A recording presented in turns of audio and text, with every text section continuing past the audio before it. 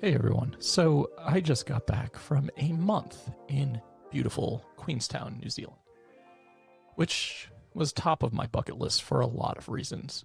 Mainly, as you can imagine, if you know me, Lord of the Rings, Hobbit, Middle-earth, Tolkien, everything.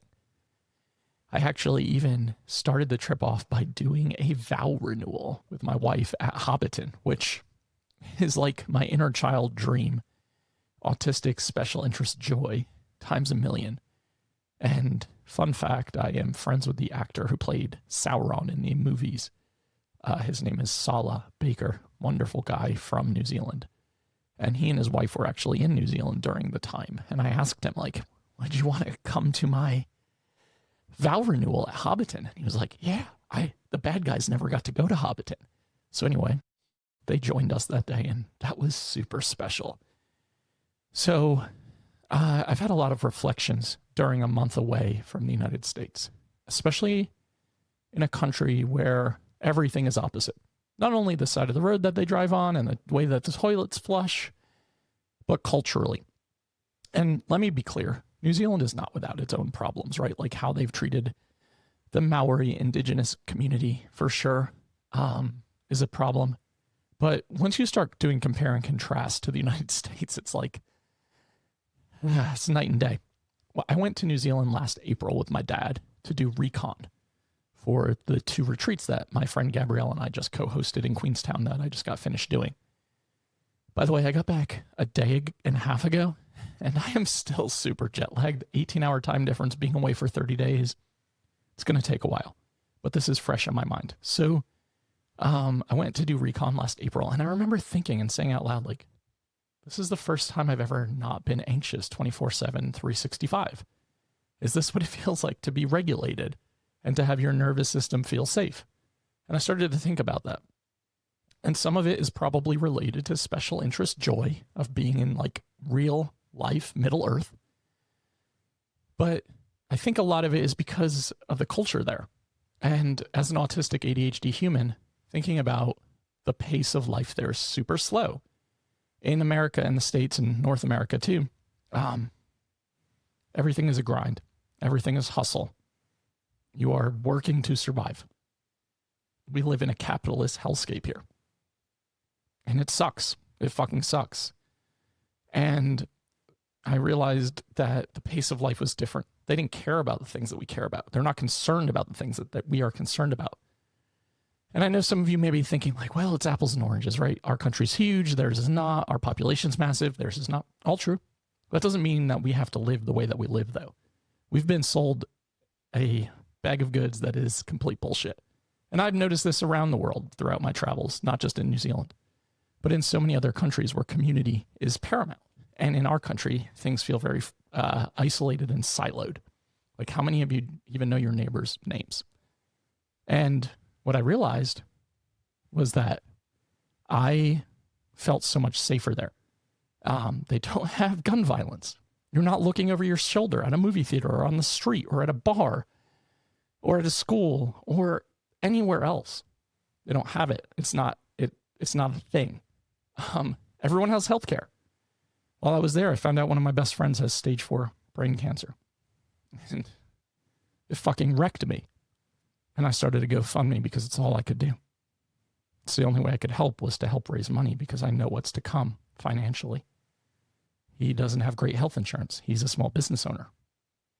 I might link the GoFundMe in the show notes, by the way. So if you're interested in sharing or donating, so he's going to have to pay out of pocket for radiation and chemo and to try to stay alive.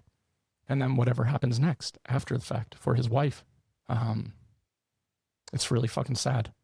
And people in New Zealand were asking me, why are you starting a fundraiser for his healthcare? Why wouldn't your government just help pay for it?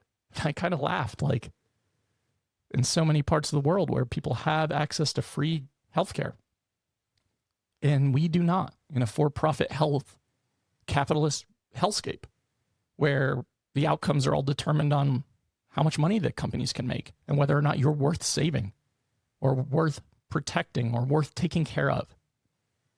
It's fucking sickening. And then just from like a sensory perspective, New Zealand is wonderful. Everywhere looks like a postcard. The landscapes are dramatic. You're outside in the free open air all the time. I was in Queenstown, which is very touristy, but one of the most beautiful, no, not one of, the most beautiful places I've ever seen in my entire life. The Lake Wakatipu and then the mountain backdrop. It's unbelievable landscape. And you can feel it. You can feel it in the energy. And while I was there during our first retreat, people kept telling me, like, you look so happy. I've never seen you look so comfortable or at ease or relaxed. And that really started to sink in for me.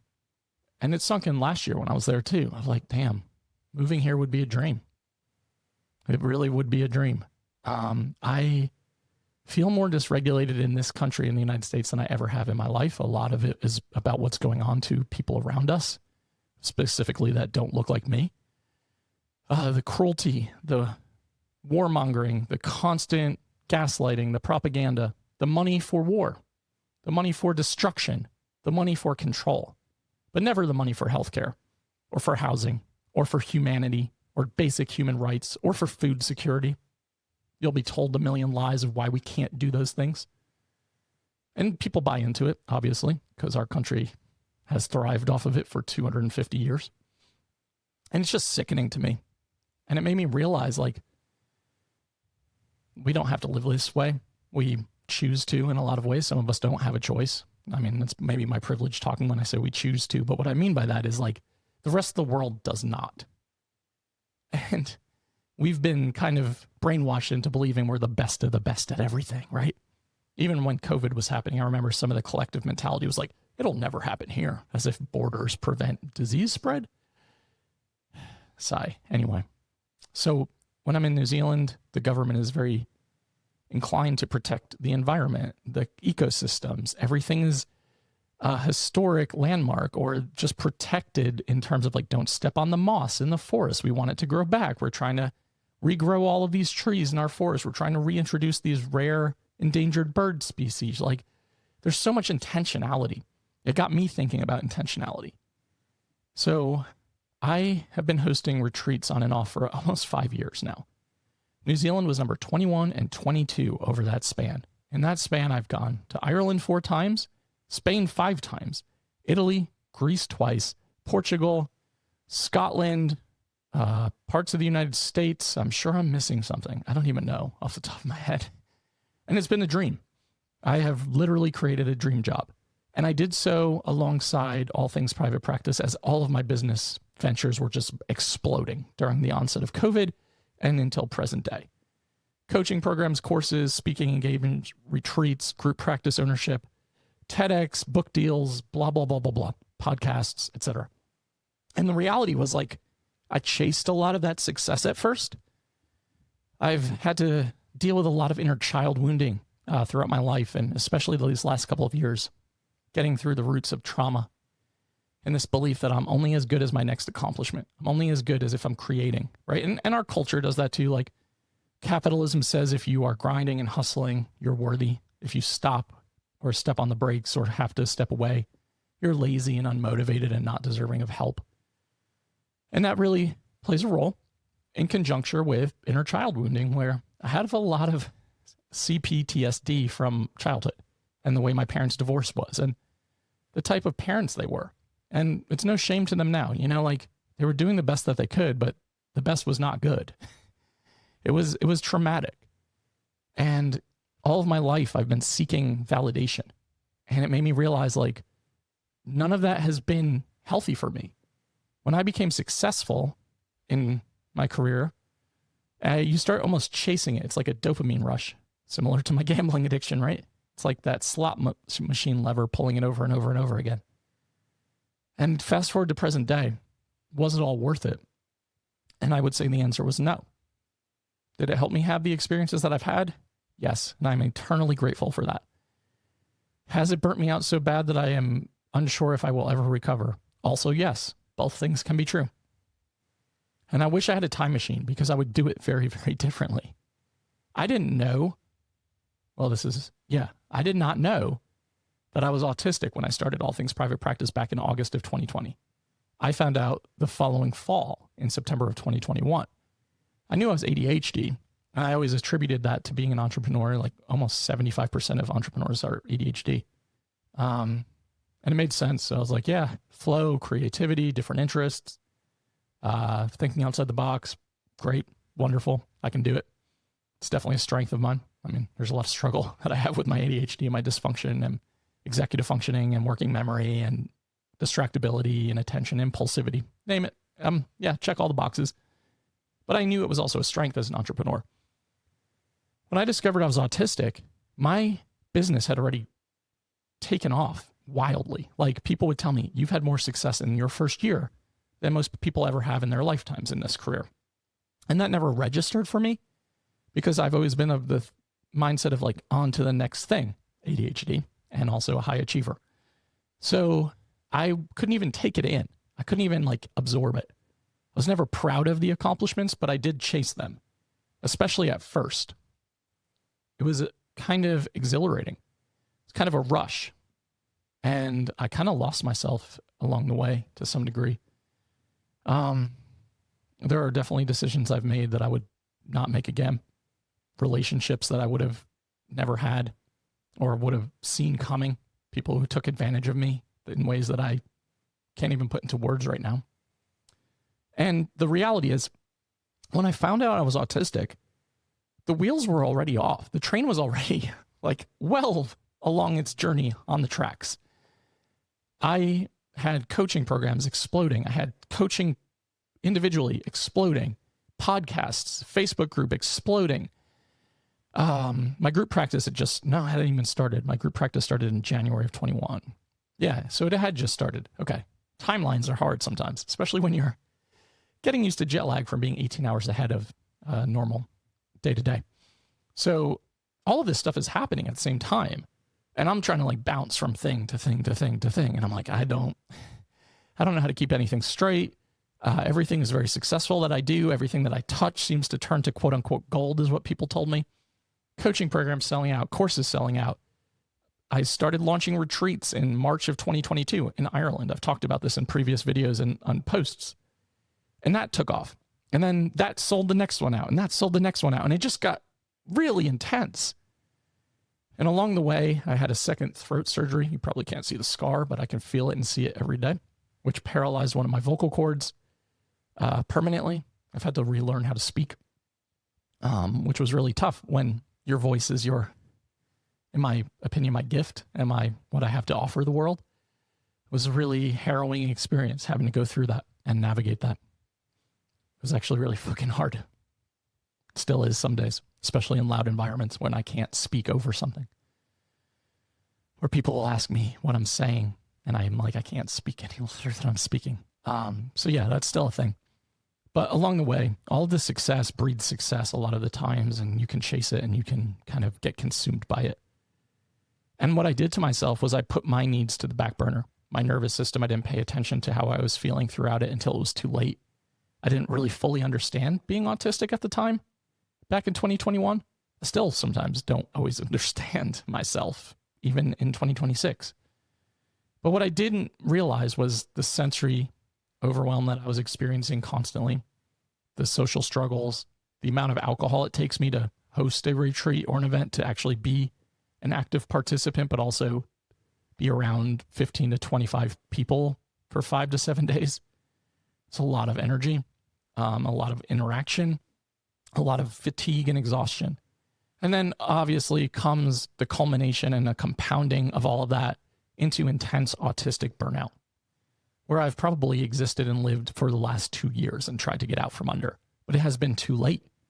My years have been planned out for the last 5 years. If you had asked me going into 2022, 23, 24, 25, every single month was planned out. Okay, I'm doing this retreat in this country. Okay, I'm coming back and I'm resting for a month. Then I'm going back and doing it again.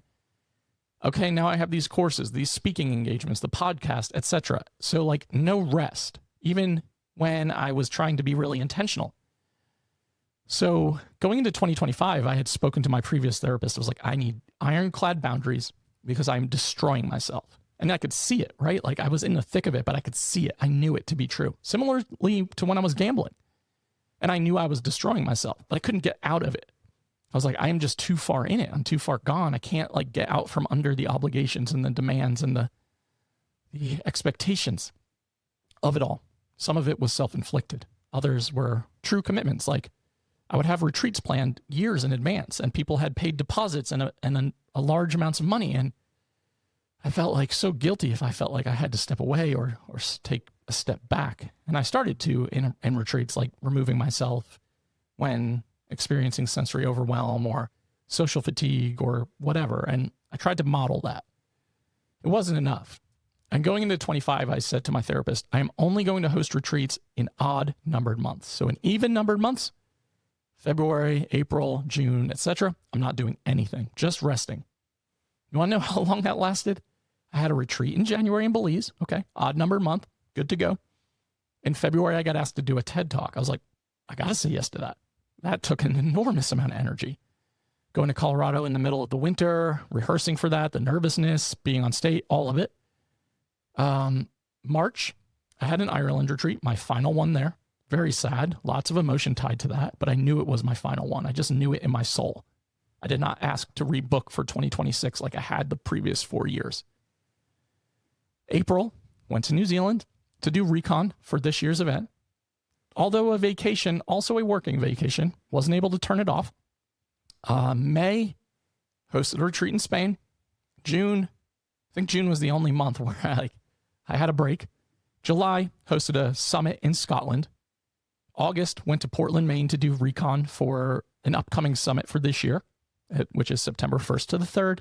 Links are in my bio. Doubt Yourself, Do It Anyway Summit, 9 CEs, 14 speakers. Come to that. Then I had the bold idea to co-host and do retreats back-to-back in September in Greece and Spain, instead of coming home to the States and going back to Europe in November. I was like, let's just get it over with. We'll be there. We'll hop from one country to the other. Finished Greece out, flew to Spain, immediately got sick, ended up coming home to the States, never even stepped foot on that retreat. My co-host did a great job. Everyone was in wonderful hands, but didn't even get to spend a single second with anybody. That brings us to October. Went to Spain with my wife for vacation, immediately got sick, ended up in the hospital. And then the rest of the year was just rest. And here we are in March of 26. And I've been like counting down the days to get through New Zealand because it had been on my calendar for 2 years. And I knew we were doing 2 7-night retreats with a week in between to recover. And I thought, this is wild, but I'm going to see it through. Despite my therapist telling me to bail, I was like, no, I'm not doing that to these people on the other side of the world. I have to see this through. So being in New Zealand for a month, right? Doing 2 7-night retreats, usually by like halfway through most of my travel experiences and retreats, I'm like, I'm ready to leave. I just want to go home. I'm so exhausted. I'm so burnt out. I'm so crispy. I'm so irritated. I'm so tired. I never felt that way during this 30-day experience. Not a single time. Usually as we get to the end of a trip, I always joke that my sign or my tell that I'm ready to go home is I start craving a Big Mac from McDonald's. I don't really eat fast food, but that's my tell. When I want that Big Mac, it's like, it's time to go home to the United States. Never happened to me in New Zealand. During that 30 days, there were hard days for sure. My wife went home halfway through, so I lost my co-regulating human. She was on the other side of the world, time differences, trying to communicate, 2 ships passing basically for 2 weeks. And then hosting a second retreat, running on fumes. But I never had the feeling of like, I feel dysregulated, I feel overwhelmed. I was just tired naturally, as anybody would be. But I never had the feeling of like, this isn't enjoyable for me. I just loved it there. The temperature in Queenstown, it's like 50 to 70 degrees every day. It's perfect for me, someone who really struggles to control temperature and is hot all the time and uncomfortable. It was wonderful. The scenery, it was like a portrait. It looks fake. Being immersed in Lord of the Rings, Tolkien, Middle-earth culture, amazing. The culture of New Zealand, like I mentioned, amazing. Everything just feels right there. It feels aligned. And I know if I had a time machine, I would go back and do the last 5 years very differently with so much more intentionality. And I would work, and I said this during both retreats, we kind of talked about like, what are you taking away from this? What are you letting go of? And both retreats, I said, I am letting go of this internal narrative and dialogue that says you need to be productive and useful to be worthy. You need to be creating to be useful. You need to be answering questions and responding to comments and in your DMs and emails immediately to be useful. I'm letting go of all of what it means to be successful. I need to save my life because I will not recover from it if I don't. And that doesn't mean shutting everything down. I still enjoy podcasting. I still enjoy writing. But I really have to take a step back from doing live events, speaking opportunities, trainings, consulting, courses, programs, retreats. I just have to take a step back. And that's a hard moment for me to realize, like, capacity and disability, and just being honest with myself and really transparent about it. If I had a time machine, I would go back in time and only do what I did in New Zealand. I would do 2 events per year, all for neurodivergent entrepreneurs, because what I realized during that first event, which was specifically for neurodivergent entrepreneurs, everyone was unmasking. I never had to like frame my communication a certain way. I didn't have to overthink what I was either going to say, how to respond, how to show up. There was just this expectation of like, we just get to be here and exist and sensory soothe and work through burnout without the demands of life piling up. And it was really beautiful. It was really my most enjoyable retreat experience out of all 22. I never knew that going into this, New Zealand would be my final events.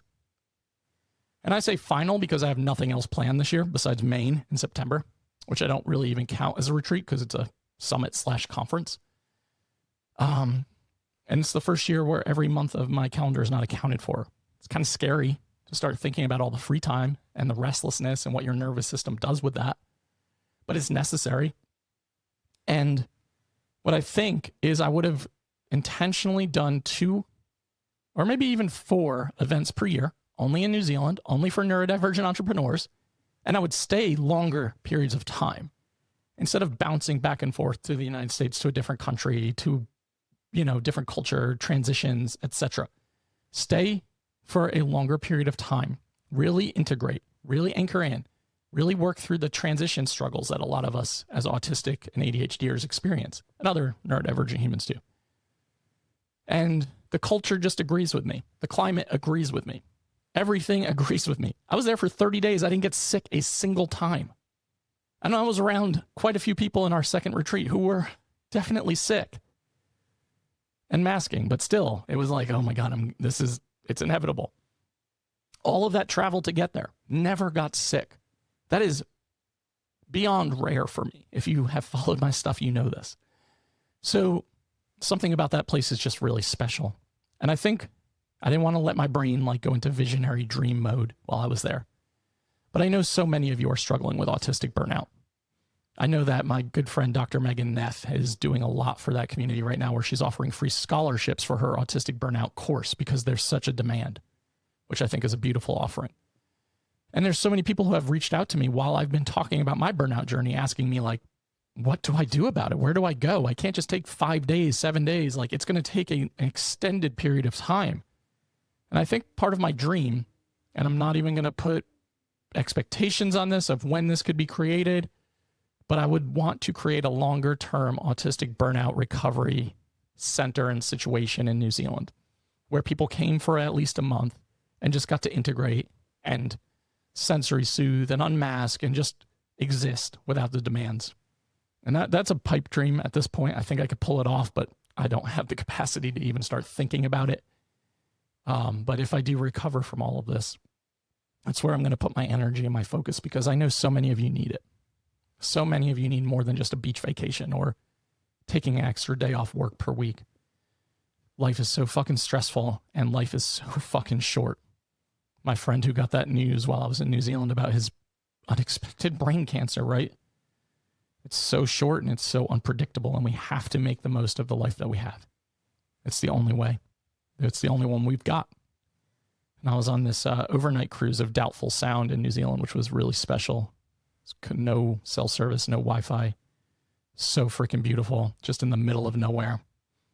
And I noticed most of the people on the boat were over 65, 70, really struggling with mobility, really just struggling in general. And I thought to myself, how many of these people have waited their entire lives to take this trip? And I get to have all of these bucket list experiences before I'm even 40. And I think that feels really special, and I understand the privilege and how grateful I am for that. Because I know so many people who are like, I'm going to do this when I retire. I'm going to do this, once I can travel freely. We just don't know what happens. We don't know what happens in this country. I'm not going to say things that, but people can read between lines. We don't know what's going to happen in the world. And I think we just have to make the most of the opportunities that we have, and we need to do so anchoring into our values and with intentionality.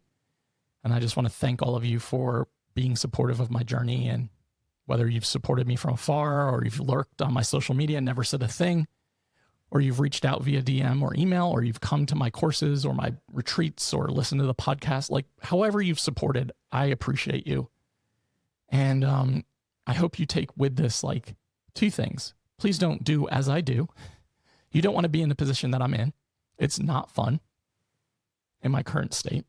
And two, life is very short. Please make the most of your opportunities. Please doubt yourself. Do it anyway, even when it feels hard, even when it feels scary.